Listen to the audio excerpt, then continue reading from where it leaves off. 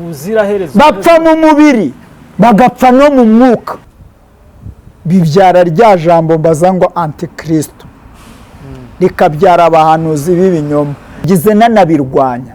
Ariko ikibazo ni uko batemera gupfa, ku rupfu rubaho, ariko ubugingo bagize gute babwibagiwe. None nanjye ndagira ngo mbatangarize ibi bintu bitatu. Abamurwanyaga ntabavugaga izina rya Yesu, ariko bashakaga ibyo kurya biva kuri Yesu, ariko badashaka kwerekana imirimo Yesu akora. N'uyu munsi rero turabafa.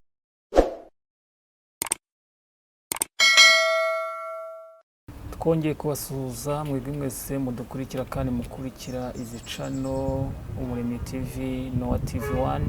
Imana nibaha umugisha, Imana nibarinde kandi Imana nibakomeze aho mutuye hose mu Rwanda, mu mpande zitandukanye mutuye mu majyepfo, mu majyaruguru, uburengerazuba n'iburasirazuba n'umujyi wa Kigali. Mwese turabashuhuje kandi turabishimira, turabakunda cyane. Amwe muri diaspora, Imana ibarinde. Abumva ikinyarwanda n'abatacyumva mwese turabishimira kandi turabakunda cyane. Mukande subscribe abatarayikanze, namwe mwayikanze tubasabira umugisha mwinshi cyane. Mukoreshe ya mudufashe tukore ibyo ngibyo, noneho twamamaze ubutumwa bwiza. Uyu mwanya rero tugiriwe umugisha n'Imana yo guhura n'umukozi w'Imana. Sibwo bwa mbere tumwakiriye, n'ibihe byinshi cyane duhora dukorana, ariko uyu mwanya muri iki gitondo ni umugisha mwinshi cyane. Reka tumusabe adusuhuze, anasuhuze abakunzi bacu badukurikira. Ni karibu umukozi w'Imana. Murakoze cyane, Imana ibaha umugisha kandi ibagirire neza. Amazina yanjye ni Munyaneza Noah, ndi umugabo ufite umugore n'abana, nkaba ndi umupasitori. Imana ibaha umugisha. Pastor Noah, uravuze ngo uri umukozi w'Imana, uri n'umupasitori. Ubupasitori bwawe waba warabubonye gute, cyangwa nta warasengewe cyangwa ntiwasengewe? Narasengewe. Waba ufite intama uyobora? Kuko nzi ko iyo uri pasiteri hari ukuntu uba ufite intama uyobora, bakoga ati wari umushumba wayoboraga umudugudu. Pasiteri Noah, byaba byaragenze gute? Murakoze cyane. Nyine byabaye byarabaye, ariko ubu nshumbye urugo rwanjye n'abandi mpora nabo tukaganira ku ijambo ry'Imana. Ubwo tuvuge ko unashumbye abo kuri nunza yawe kuri Noah TV1? Ubwo niho ushumbye n'abo mu rugo, ndetse n'abandi duhora tukaganira ijambo ry'Imana. Urakoze cyane mukozi w'Imana. Rero reka tubanze dusenge kugira ngo twinjire mu kiganiro cyacu. Twashatse kugira ngo tuganire uyu munsi topic ivuga ngo ese imbaraga za Satani cyangwa imbaraga z'ikuzimu cyangwa iz'umwijima zibaho? Ese imbaraga za Satani, izo ngizo z'umwijima, ese zirusha imbaraga z'Imana? Ibyo ngibyo ziruta imbaraga z'Imana?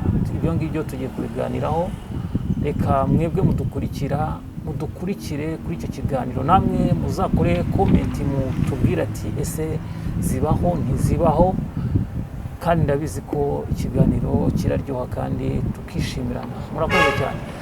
Reka tugusabe mukozi w'Imana dusengere. Urakoze Yesu, umunyembaraga kandi umunyembabazi, ubera hose icyarimwe. Ijuru n'intebe yawe, isi ikaba intebe y'ibirenge byawe. Tuzakubakira nzu cyane, uzatura zaba ari hano ki. Tura muri twe, ugendere muri twe, ukorere muri twe, natwe tube muri wowe. Umwuka wera akomeze kuganza, icyubahiro kibi cyawe, mu izina rya Yesu Kristo. Amen. Amen. Urakoze mukozi w'Imana. Namwe badukurikira ku Umuremyi TV no kuri TV1, murakoze kandi turabashimiye. Reka tuganire muri iki kiganiro tuvuga ngo muri iyi minsi hari amakuru menshi cyane bigaragara ko ari ni ingaruka zo mu iyobokamana cyangwa ibyivanze mu iyobokamana. Umukozi w'Imana nakwibariza niba imbaraga za Satani cyangwa z'umwijima uzemera. urakoze cyane. Sinzi niba wahakana ikintu Yesu yasize avuze cyangwa ugahakana umurage wa Kristo. Yavuze ko umubi ariho, ariko umuntu ariwe ukwiye kwirinda umubi. Ubwo rero ziriho. Ubwo bishatse kuvuga ko hari imbaraga za Satani ziriho. None se wemera ko wenda hari n'abazikoresha cyangwa bazishaka kugira ngo bazikoreshe? Barahari. Barahari benshi cyane, ahubwo kuruta abubaha Imana. Kubera icyo abo bantu bazishaka, ni ukubera iki ko abantu badashaka imbaraga z'Imana, bagashaka abenshi cyane bagashaka imbaraga za Satani? Ni uko bashaka kumenyekana no kuba ibirangirire mu isi. Bashaka kumenyekana no kuba ibirangirire mu isi. None ushatse imbaraga z'Imana ntago ushobora kumenyekana? Uyu ushatse imbaraga z'Imana uramenyekana, ariko ntago umenyekana nk'ufite imbaraga z'ubutunzi bw'isi. Ubwo ni ukubera iki ko abantu baba bashaka izo mbaraga? Uratubwiye ngo baba bashaka kumenyekana mu isi. None ko iyo bamenyekanye birangira nabi? Nyine ibirangira nyine kuko ari zo nyungu basabye. Ese wirengagije ijambo rivuga ngo uko umuntu yagenje niko azagenzerezwa, cyangwa uko umuntu yizeye niko azahabwa inyungu z'ingorano z'ibyo yizeye? Ibyo byose rero biri mu guhitamo kwa muntu. Ariko wenda nakwibariza, wenda watubwiye ko uri na pasiteri kandi uba ufite iby'Imana yakubwiye cyangwa iby'Imana, uba ufite n'ubumenyi bwinshi cyane. Hari imbaraga nyinshi cyane bajya bavuga ngo bakoresha, hari imiryango ikoresha bahabwa izo mbaraga za Illuminati kugira ngo ubone amafaranga ukaba wajya gutamba ibyo bitambo. Wowe ubwawe ubyumva gute iyo ubyumvishije, cyangwa ntabyo wigeze wumva? Urakoze cyane. Ntago bibaye ubu, n'abatubanjirije babibayemo. Habonekamo abizera, habonekamo n'abatizera. Bivuga rero uyu mugabane umwe urwanya undi. Umugabane? Ni ukuvuga ngo umugabane mubi ushaka kwihindura mwiza, umugabane mwiza bagashaka kuwuhindura mubi. Kuko umugabane wa Kristo kenshi bavuga ko abantu baba bakene, bataba bakire.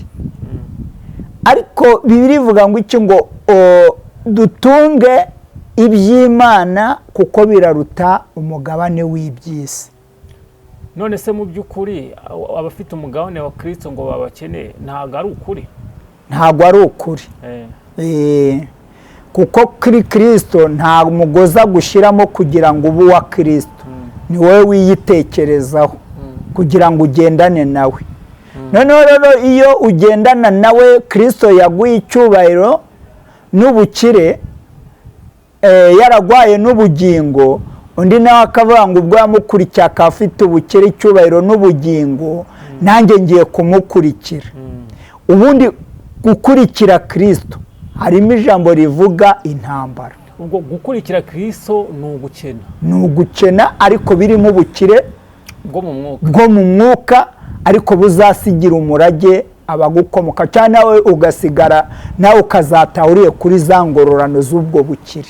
Ariko wakurikira Satani ugashaka, ubwo akaba ari ugukurikira ubukire. Ni ubukire n'icyubahiro, ariko nta bugingo uba ufite. Ubwo tuvuga ko ukurikiye ubukire n'icyubahiro mu isi, ariko witwaje izina rya Kristo ariko utaririmo. None ko abo ngabo ari bo beze muri iyi si, bitwaza izina rya Kristo kandi bataririmo, abantu benshi cyane bakabakurikira. None abo bantu babakurikira bizagenda gute ko ntabyo bazi? Urakoze cyane. Bazabimenya nk'ubu turi kubiganira, cyangwa turi kuvuga ijambo ry'Imana cyangwa se ubu turi kubwira buri wese kugira ngo yihitiremo, kuko ubundi agakiza ni uguhitamo k'umuntu ku giti cye, ntabwo ari uguhitiramo abandi. Iyo ugiye guhitiramo abandi bibyara rya jambo mbaza ngo antikristo, rikabyara abahanuzi b'ibinyoma, aribo bavukamo iriya miryango ya Illuminati, abaforomaso, abakankari, abafabo n'abaroze kuruhu. Iyo ni imiryango ya Illuminati, ariko ikaba ikomoka mu gicumbi cya idini ijambo ryitwa papa. None se papa uyu se wejo bundi wapfuye n'uwo bagize? Ya turebe ibintu byose, hari ibyo bejeje kandi bitezwa na Yesu atigize Yesu.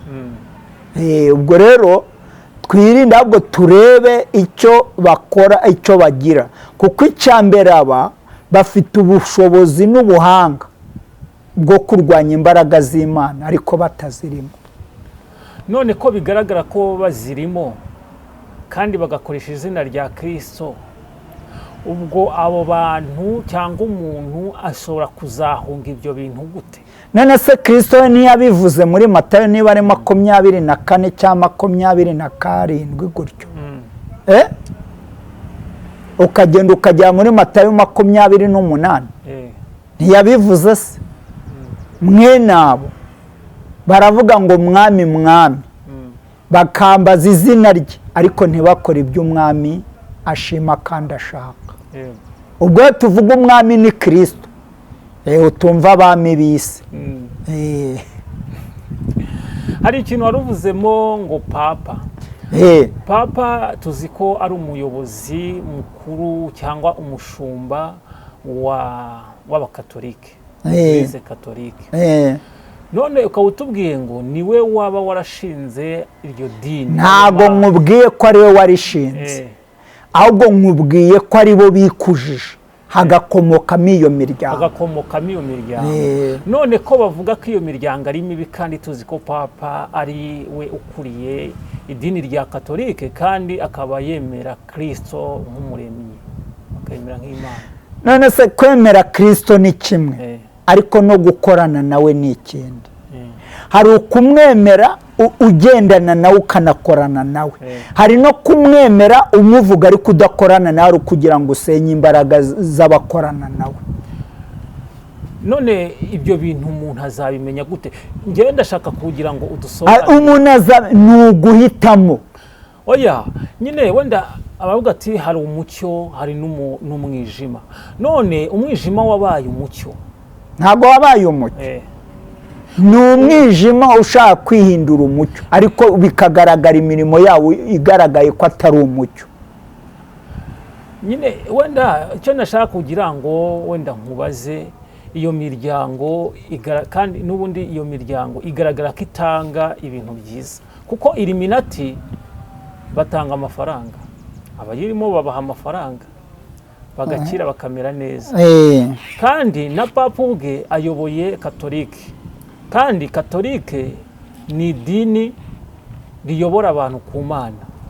None wowe urimo uravuga ngo nabo umwijima bashaka kwihindura umucyo, ni gute ibyo ngibyo bishoboka? Urakoze cyane. Wenda kugira ngo tugire twareba icyanditswe, sibyo? Mu byanditswe, mu byakozwe n'intumwa, mu byahishuwe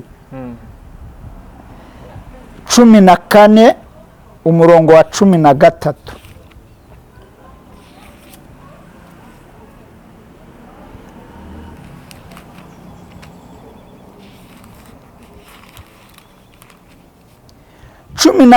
umurongo wa 13, umva iri jambo uko rivuze. Riravuze ngo numva ijwi rivugira mu ijuru rimbwira riti andika uti uhereye none hahirwa abapfa bapfira mu mwami wacu. Umwuka nawe aravuga ati ye ngo baruhuke imiruho yabo kuko imirimo yabo ijyanye nabo ibakurikiye. Aba ntibemera urupfu. Iyo miryango ntiyemera urupfu. Icyane cya mbere yemera ni uko ukize ku isi no mu ijuru abakize. Icya kabiri ni uko ufite ububasha mu isi no mu ijuru azakomeza afite iki? Ububasha. Ariko Yesu yaravuze ngo niwe mukiranutsi muri ibyo byose.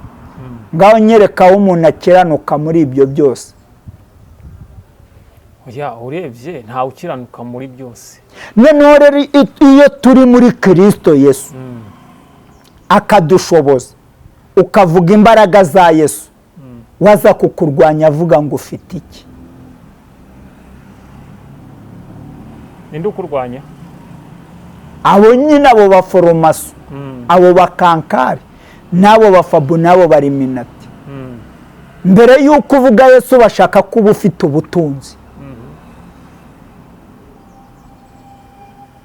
Ariko Yesu tubona ko atigeze avuga ngo tumuvuge dufite ubutunzi. Yaravuze ngo ukiranuka wese akavuga ko Yesu ari umwami n'umukiza, uwo azakizwa. None uvuze Yesu ufite ubutunzi, sibyo byaba ari byiza? Ibyo ni byiza, sinigize nanabirwanya. Ariko ikibazo ni uko batemera gupfa, ku rupfu rubaho. Ni gute se bakwemera? Niyo uvuze urupfu, noneho ikizabikubwira rero ko bo batemera Kristo. Iyo bishe umuntu kuko atavuze ibisa n'ibyabo, baba bumva yuko babaye ibirangirire. Ariko Yesu yavuze ko umuntu yicwa n'urupfu kandi akazazurwa agarutse, kandi ikindi abariho bagahindurwa nawe. Ibyo ntibabyemera nabyo.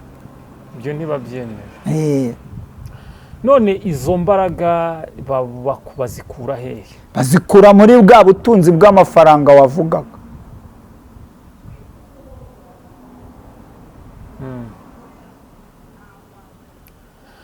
Kuko twebwe ibyo dufite turabirya bikatunyura. Na mwene data yadusaba tukamuha. Ariko bo nta buntu bagira. Iyo bagira ubuntu bagira nubwo kugira ngo baguture mu rwobo utamenya Kristo, ahubwo uhore uri imbata yabo. Kandi mbona hari bagira n'ubufasha bafasha. Wenda twebwe turacyari kuri papa, sibyo? Papa buriya tuzi ko ari umuyobozi, nabo twavuze ko ari umuyobozi wa Katolike, sibyo? Siko bimeze. Kandi Katolike ni idini rifasha abantu benshi cyane. Ese dusesengura, wari wabona Gatolike irwanya umusambanyi? Ariko iramuhagarika. Simbizi nge nabyo ndabona kuko baba Hostia ndeba. Wari wabona bagira inama umusinzi? Ariko umusinzi bo bemerewe kunywa inzoga. None se nkubaze, Yesu yavuze ngo iki? Ushaka kumukorera wese ave mu bibi bidatunganye kugira ngo amukurikire. None se niba ariyo myemerere yabo? None iyi myemerere, none se Yesu yaje gushyigikira imyemerere cyangwa yaje kwerekana agakiza icyo ari cyo? None wowe uri kumbwira ati ngo ntawe bangira gusinda, ntushobora kunywa iyo nzoga. Tuvuge ko kunywa iyo nzoga aricyo cyatuma abantu batajya mu ijuru cyangwa Imana itabishima. Ariko nkubaza, Bibiliya ivuga ngo iki? Ivuga yuko ibisindisha babiha indushyi, ubwo rushunganuse wari ugiye gupfa kugira ngo ashire intimba ze. Ziriya jambo intimba uzi icyo ari cyo? Nagahinda ubwo. Nagahinda. Ntabwo ariko. Ni ukugira ngo ibyo yari yabahisha bisesengure babimenye, babyandike. Niba ari inzigo bayandike, niba ari ibyiza yari yarahishe babyandike, kugira ngo bajye babyibuka. Yego. Bakamuha izo nzoga kugira ngo asinde. Kuko uzarebe n'ikimenyimenyi iyo kenshi bajya gushuka umuntu utari muri ibyo bamuha iki? Bamuha izo nzoga bakazimuha mu mutobe. Ari nayo mpamvu ubona ibintu byose muri iki kinyejana babihindaguye. Ndagira ngo nkubwire ngo ni Matayo igice cya 5 umurongo wa 13 haranditswe ngo wa 12 haranditswe ngo baramubaza bati uwo muntu ninde wakubwiye ngo wikorere ugende? Urumva uko banditse? Ariko mu hindi haranditse ngo ninde wakubwiye wikorere ubwo buriri bwawe ugende ku isabato? Nk'ubu uyu muntu uzasomera ijambo nanjye tugahora nkamubwira hari handitswe ngo tuzabyumva kimwe. Umva uko handitswe, haravuze ngo baramubaza bati uwo muntu ninde wakubwiye ngo wikorere ugende? Urumva iryo jambo uko banditse? Kandi wibuke ko Yesu igihe yakizaga umurwayi wari umaze imyaka 38 ku kidendezi cya Betesida. Nese nk'ubu nk'uyu muntu wanditse iri jambo gutya urumva yarujuje interuro. None se nge ninza nkayivuga urumva tuzabyumva kimwe? None se ababambye Yesu wibwiye ngo ni abapagani? No, ni abantu banze kwizera ko ahubwo bakurikirana inyungu z'iki? Z'iby'isi. Niyo mpamvu harimo rya jambo guhitamo, kuko isi ejo twize ijambo rivuga ngo yayihaye abantu ntibayemera. Ijuru ribi iry'Imana. None Imana izagaruka ije kubabaza ko yaje ikabaha umwana wayo kugira ngo bamwigireho, ko batamwigiyeho bazunguka iki? Baracyari ku nyungu z'isi, bari ku cyubahiro, bari ku bukire, ariko ubugingo bagize gute? Babwibagiwe. None nanjye ndagira mbatangariza ibi bintu bitatu. Wa musore we nutirinda ijipo y'abagore nta juru uzajyamo. Wa mugabo we nutirinda ijipo y'abagore nta juru uzajyamo. Wa mugore we nutirinda kurya burushete z'abagabo nta juru uzajyamo. Kuko ibi ngibi nibyo Satani ahendesha abantu. Reba wa muntu twavuze ahinga umusiri, none nyuma umuntu akaza akamubwira ati ndagukura muri ubwo butindi, ariko icyo ngusaba ari cyo uzajya unkorera. Wari uzi ko kugwa ibintu iyo udatekereje aka ariho abantu benshi bagura ngo babagiriye neza? Kukugirira neza umuntu agira ngo agukoreshe icyaha, si cyo bishe barimo kugwamo. Iyo se ni neza. Tuvuge niba wubaka ibyiza undi akaza akabisenya, ubwo yagize neza? Ngaho iyo Mana isenya ibyiza ikubaka ibibi byiza nimuyikurikire. Ariko njye icyo nzi ni kimwe, nuko biravuga ngo itangira ry'umuntu ni rito ariko iherezo rizaba rigari. None rero niba uri kwica iherezo rigari uzana ritoya, ntago njye ibyo twabigendanamo. None se mukozi w'Imana nakwibariza ngo mu madini iyo urebye ubona ko buri dini ryose yabaye menshi. Urakoze cyane, icyo tuzakiganiraho ubutaha. Bo gusa nibagende barebe ibi byanditswe byera, nibarangiza basome. Nk'ubu nkweretse urugero rw'abantu banditse ngo nuko ikorera uburiri bwawe ugende. Ariko ntibigeze bavuga ko yikorera uburiri bwe ari Yesu wari wagize ate? Yaramukije amaze imyaka 38 ku kidendezi kandi yarabuze umushyiramo. Ariko Yesu aje amukijije baramurwanya, kandi abamurwanyaga ntabavugaga izina rya Yesu, ariko bashakaga ibyo kurya biva kuri Yesu, ariko badashaka kwerekana imirimo Yesu akora. N'uyu munsi rero turabafite. Urakoze cyane mukozi w'Imana. Twari turimo tuganira ese imbaraga za Satani cyangwa iz'umwijima zirahari, cyangwa se kuki abantu bakunze imbaraga za Satani ntibakunde iz'Imana? ni ukubera iki? Urakoze. Impamvu bakunda imbaraga za Satani zibaha ubutunzi bwo gupfa vuba mu mwuka ariko mu mubiri ukabona ari abantu beza. ariko imbaraga z'Imana zitanga imbaraga z'Imana mu bukene zirakora, mu bukire zigakora, zikora ibihe byose, zigatanga iki? zigatanga ubugingo n'umudendezo. Yego. Ibyo ariko abantu ntago babishaka ko, kandi bashaka kugubwa neza mu minsi mike y'ubundi bagapfa. Bagapfa ubuziraherezo, bapfa mu mubiri bagapfa no mu mwuka. ubwo ntibashaka kubaho kuzongera by'iteka ryose. Ese ntiwasanga iryo banga batarifite bo ubwabo bakaba bakora ibintu batazi? None ko batarifite batashaka kwemera ko abarizi bari bigisha, ahubwo bawugira ngo barayoborwa n'umwuka. Umwuka barayoborwa nabo ubwabo batari babanza kwimenya. Cyangwa ni kwa kundi burya Satani, Yesu niwe wabwiye abafarisayo ngo se ngo muri abana bishira ba Satani, muri abana ba Satani, muri abana b'inzoka. Ntiwasanga buriya bakoreshwa na Satani akaba bibagiza ko mu mbaraga z'Imana harimo ubugingo? Ariko ngiye kuguha urugero nawe ugende kandi rufatika. Ntabwo urumva umuntu akubwira ngo afite amafaranga, afite byose. None se amafaranga atanga ubugingo? Amafaranga se wayagura ubugingo? Noneho niba amafaranga yagurwaga urupfu, umukire yakagombye kuba apfa.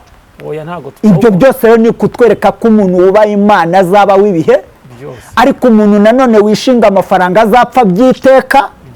Kuko tubona umupfakazi ajya gutitiriza umucamanza utarubahaga Imana n'iki n'abantu, ariko uwo mupfakazi ngo amugirira neza kubw'uko agize ate.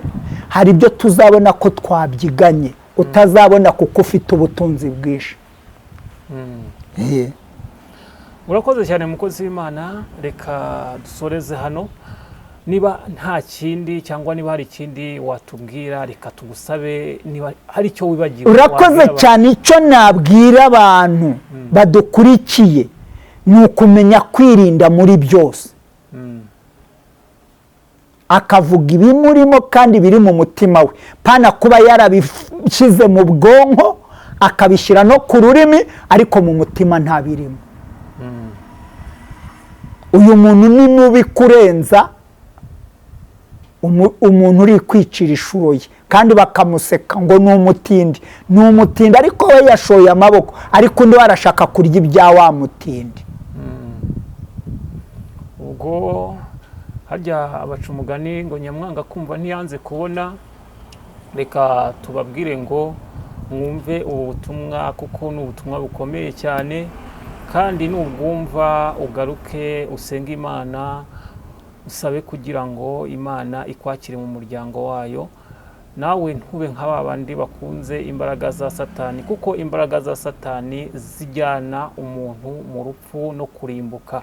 Ariko navuga ngo reka tuzajyane mu mbaraga z'Imana, kuko imbaraga z'Imana zitanga ubugingo. Uzabeho iteka ryose, nanjye nzabeho iteka ryose. Urakoze cyane mukozi w'Imana, reka tugushimire. Urakoze. Imana ibahe umugisha kandi bagirire neza. Imana iguha umugisha wowe waduhaye ikiganiro, kandi n'ukuri turabashimira. Namwe mwadukurikiye kandi namwe muzadukurikira muri iki kiganiro. Tuba turi kumwe, turabibona. Muduha komenti, mukande subscribe ku Muremyi TV, mukande na kuri Noah TV, mukanda subscribe, mukore share icyo kiganiro Noah TV 1. Noneho mukande share n'abandi babone icyo kiganiro, tubane igihe cyose turi mu isi. Ariko nyuma y'ubu buzima hari ubundi buzima. Nyuma y'ubu buzima bivuge ngo hari ubuzima buruta ubwo turimo uyu munsi. Amen. Nyuma y'ubu buzima hari ubundi buzima buruta ubwo turimo uyu munsi.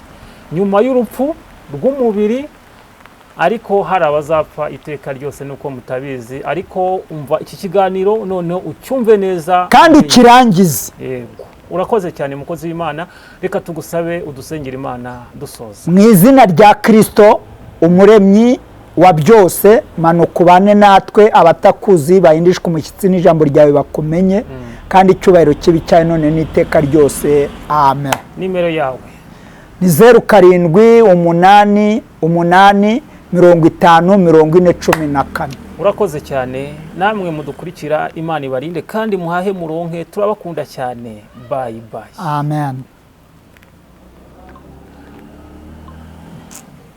Hajemo uduce twinshi, tugiye gukora 2, tugiye gukora ikindi turaza kugikora nyuma ya saa sita. Yahise nabibonye nayo ngo yahise yayibonye ngo rega hari uri kubonara irarangiye, nge nabibonye kuko imvura igwa iturukaho ntayiriyo rero. Nowa ngo ariko rero hano reka duhindure tujya kuri Ruyuzi, kuko gukorera kuri vimwe ntabwo aba ari sawa ubundi. tujye kuri ruriya Ruyuzi.